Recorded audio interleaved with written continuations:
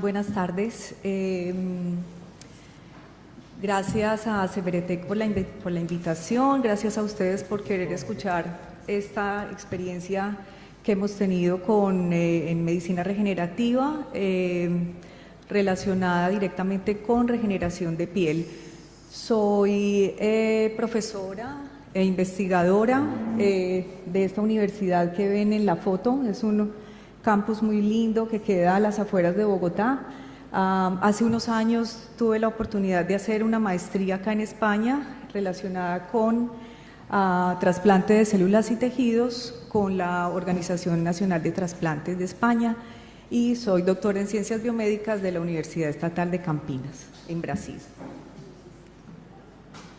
Bueno, como les comentaba, la experiencia que hemos tenido, digamos, mayor ha sido con la regeneración de piel y hemos hecho muchas cosas. Hemos usado plasma rico en plaquetas, geles de plasma rico en plaquetas, hemos utilizado factores de crecimiento combinados con alginatos y con otras sustancias, o sea, soportes tridimensionales naturales y no naturales, con diferentes resultados, principalmente en el tratamiento de heridas de diferentes etiologías. Y teniendo en cuenta que las membranas amnióticas son unos tejidos muy fáciles de obtener y de procesar, pues nos hemos aventurado en descubrir si realmente es lo que la literatura y muchos clínicos nos han contado, y por eso entonces estamos trabajando en las membranas amnióticas. Solo para recordar, poseen un espesor de más o menos 20 a 500 milímetros, es la membrana fetal más interna y tiene 3 capas histológicas. Entonces acá las podemos ver. Aquí vemos el líquido amniótico, el epitelio, ¿sí?, la membrana basal, una capa compacta, una capa de fibroblastos esponjosa, y este es el corion. Con respecto a la medicina regenerativa, como les vengo comentando, pues hemos podido descubrir que las membranas amnióticas tienen unas propiedades biológicas y mecánicas muy interesantes, y además su apariencia, por ser translúcida, también la han mostrado como un biomaterial muy atractivo para tratar una gran variedad de condiciones clínicas. En Colombia, por lo menos, se utiliza muchísimo en quemaduras, no solamente de la piel, sino también en alteraciones que tienen que ver con oftalmología.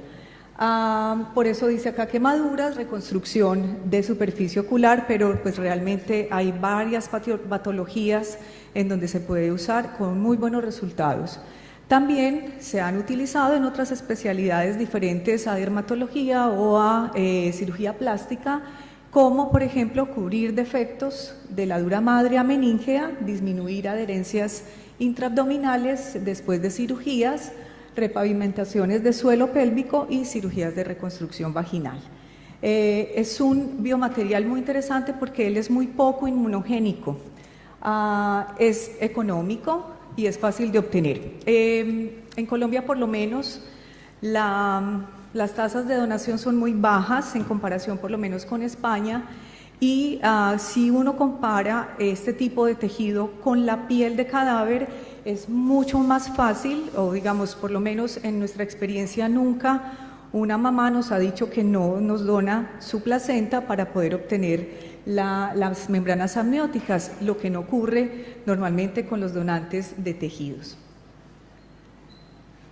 La justificación de este estudio es básicamente obtener estos sustratos biológicos que sirvan como apósitos para el tratamiento de diferentes alteraciones, porque además hemos encontrado diferentes resultados sobre las propiedades físicas y biológicas de las membranas amnióticas. Por eso quisimos hacer esta estandarización con este estudio, permitiéndonos establecer cuál podría ser la mejor manera de procesar membranas amnióticas sin células. Entonces, normalmente las membranas amnióticas se pueden usar con todas las células, pero esto hace que sea más inmunogénico. El hecho de desnudarlas, digamos, de esa capa epitelial, pues va a ayudar a que sea mucho más tranquilo trabajar con ellas. Y por esto entonces determinar 2 métodos de descelularización que hemos propuesto y cuál de ellos pues también mantienen esas condiciones mecánicas y propiedades bioquímicas como proteínas de la membrana basal. El objetivo principal de este estudio es evaluar 2 técnicas de preparación de membranas amnióticas humanas descelularizadas y su efecto sobre propiedades biológicas y estructurales. Bueno, básicamente los objetivos específicos se los voy a contar para que no se aburran con estas diapositivas, los aspectos éticos pues basados en la legislación colombiana y por supuesto Helsinki, que nos cubre a todos, creo yo. La metodología. Entonces, los criterios de inclusión de nuestras madres son, digamos, creo que es una cosa internacional. Las mujeres deben estar entre 20 y 35 años de edad, que hayan tenido un embarazo sano y controlado con al menos 5 registros de controles prenatales y además que sea un parto por cesárea programada, sin ruptura de bolsas, madre y feto libres de infecciones transmisibles, y por eso les muestro acá la batería de infecciosas que debe tener, pues todas negativas. Criterios de exclusión: infección materna crónica, aguda o ruptura de membranas previa a la cesárea, infecciones fetales crónicas o agudas, fiebre superior a 38 grados, inflamación de membranas fetales o infección o positivas para COVID-19. Esta es, perdón, me adelanto un poquito, porque esta es básicamente la metodología que nosotros hemos utilizado. Hasta el momento llevamos 10 membranas amnióticas. Me adelanto para contarles que a pesar de que todavía ninguna mamá nos ha dicho no quiero donar mi placenta, la gestión operativa para conseguirlas no ha sido sencilla, porque ya ven, los criterios de inclusión son bastante, digamos, estrechos y no todas las clínicas pues tienen unos controles prenatales de estas madres. Algunas llegan y en un día les programan la cesárea y no cumplen entonces los requisitos que nosotros necesitamos. Tenemos en el momento 10 membranas amnióticas a las cuales les hacemos 2 descelularizaciones, una por el método de termolicina, que usamos 125 microgramos por mililitro por 9 minutos, y el otro método es con tripsina y un detergente que se llama Triton X. Por supuesto se hacen lavados y finalmente se guardan las membranas con glicerol al 50%. Perdón, me devuelvo un poquito. Este es para contarles cómo entonces nos llegan a nosotros nuestras placentas y manualmente hay un lugar en donde ella se desprende muy fácilmente y podemos entonces hacer ese desprendimiento de las membranas amnióticas. Aquí lo vemos entonces cómo se puede ver ya la membrana amniótica cuando la hemos despegado de la capa coriónica y finalmente entonces la tenemos así lista para congelarla o para descelularizarla, dependiendo de lo que vayamos a hacer. ¿Cuáles son los resultados que hemos obtenido hasta el momento? Bueno, aquí les voy a contar algo. Se me olvidó poner una foto, pero por favor créanme, cuando hacemos la obtención de las membranas amnióticas y las congelamos con glicerol, lo que hemos observado es que el glicerol es capaz de quitar cierto número de células. Entonces me refiero a que me crean, es que una foto con una membrana amniótica a la cual no haya sido tratada como estas, por eso se llama fresca, y si la vemos por una coloración, ya sea por hematoxilina eosina o por azul de tripano, lo que hemos observado es que cuando las sometemos a este glicerol al 50%, vemos que en algunos lugares hay células y en otros espacios no vemos células. Entonces, eso podría generar algún tipo de inmunogenicidad en las personas en las cuales podamos ponerlas. Por eso nos hemos interesado en quitar o desnudar esas membranas totalmente con estos dos métodos enzimáticos que les he comentado.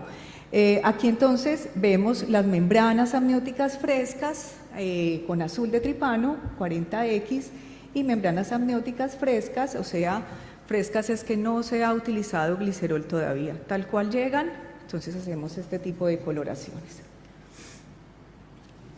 Continuando con los análisis histológicos, entonces encontramos aquí la membrana fresca con tripsina, que es una de las enzimas que hemos utilizado, y la membrana fresca con tripsina y tritón. Pero esta es hematoxilina y eosina y este es azul de tripano. Como vemos, las membranas amnióticas quedan totalmente desnudas de células. Pero si observamos aquí, las membranas amnióticas frescas a las cuales las hemos sometido a termolicina, pues encontramos que las células siguen allí pegaditas. Entonces ya se pueden imaginar pues a dónde van estos resultados. Es principalmente que la termolicina es una enzima que por lo menos no es muy efectiva en desnudar o en quitar esas células de esa membrana. Aquí tenemos las membranas amnióticas con glicerol y termolicina, o sea, ya no están frescas, han sido congeladas con glicerol y además las hemos sometido a la enzima termolicina que les acabo de contar que no era tan eficiente para quitar las células, pero por lo visto el hecho de someterlas al glicerol pues que va a ayudar a quitar algunas células, luego por lo visto esa termolicina es capaz de terminar de desnudar las membranas. Tenemos un ingeniero, ya no recuerdo qué es, creo que es mecánico, además es físico, hace parte del estudio y él nos ha ayudado entonces a estudiar qué pasa con esas membranas amnióticas cuando les quitamos las células, mecánicamente qué pasa con ellas. Entonces aquí vemos esta figura que dice geometría de las muestras de membranas amnióticas para las pruebas de tensión y dice entonces que se le aplica una fuerza uniaxial y el resultado experimental de la muestra, entonces ya lo vamos a ver en la siguiente diapositiva. Y este es el equipo en donde se someten las membranas amnióticas a unas fuerzas de tensión. Básicamente entonces acá esto se ha realizado con 5 membranas amnióticas para termolicina, 5 membranas amnióticas para tripsina. Esto corresponde a una paciente y esto a otra paciente. Lo que hemos podido encontrar es que hay una diferencia estadísticamente significativa con respecto a la fuerza. ¿Eso qué quiere decir? Que la resistencia sí se ve afectada. ¿Con quién básicamente? Con la tripsina. ¿Sí? La termolicina mantiene esa resistencia, mientras que la tripsina es una enzima que, por lo que hemos visto en el análisis histológico, quita todas las células, pero es bastante agresiva y también altera esas propiedades biomecánicas. Bueno, aquí vamos. Como les comento, no ha sido fácil conseguir las membranas amnióticas, entonces estamos un tris atrasados, pero en otra oportunidad o en el artículo les podré contar o se podrán enterar que iremos a encontrar con la inmunohistoquímica. Entonces, estas son las 7 proteínas que nosotros hemos escogido para analizar porque son las proteínas que ya han sido estudiadas, que son importantes para darle resistencia a esa membrana basal, para que las células que uno quiera después colocar ahí en contacto con esas membranas amnióticas desnudas, pues puedan entonces también hacer un efecto biológico importante. Colágeno tipo 4, 7, laminina 5, integrina A6, integrina B4, fibronectina y elastina son esas proteínas que nosotros hemos escogido para analizar. Hasta ahora hemos hecho ANOVA, haremos otras pruebas de análisis estadístico dependiendo de lo que vayamos encontrando. Y finalmente, entonces, quiero contarles que las conclusiones están interesantes porque he aprendido en este congreso muchas cosas. Por ejemplo, una podría ser el uso de esas membranas amnióticas, por ejemplo, con lo que la doctora Flores nos contaba, con respecto a las células de la decidua, células madre adultas de la decidua, ya que nosotros pues tenemos, nos llega, como les mostré, esa placenta completa. Nosotros podríamos tomar células de allí, colocarlas en contacto con las membranas amnióticas y ver qué pasa en pacientes que tengan diferentes alteraciones. Entonces, podría uno comparar si las membranas amnióticas solitas descelularizadas tienen una función similar a la que podría ser al colocarlas con células madre. Puede ser de la decidua, puede ser mesenquimales, puede ser con factores de crecimiento. Entonces allí ya empezamos a volar un poquito. La enzima termolicina en las membranas frescas no remueve las células epiteliales, eso es lo que hemos encontrado y les acabo de mostrar. La fuerza máxima que resisten las membranas amnióticas antes de presentar una falla mostró pues que existe una diferencia estadísticamente significativa entre las medias de esas fuerzas y que básicamente dependiendo de los diferentes tratamientos pues se van a afectar o se afecta la resistencia de esas membranas amnióticas. Y finalmente la tripsina descelulariza las membranas amnióticas, pero aparentemente pues sí altera esas propiedades mecánicas.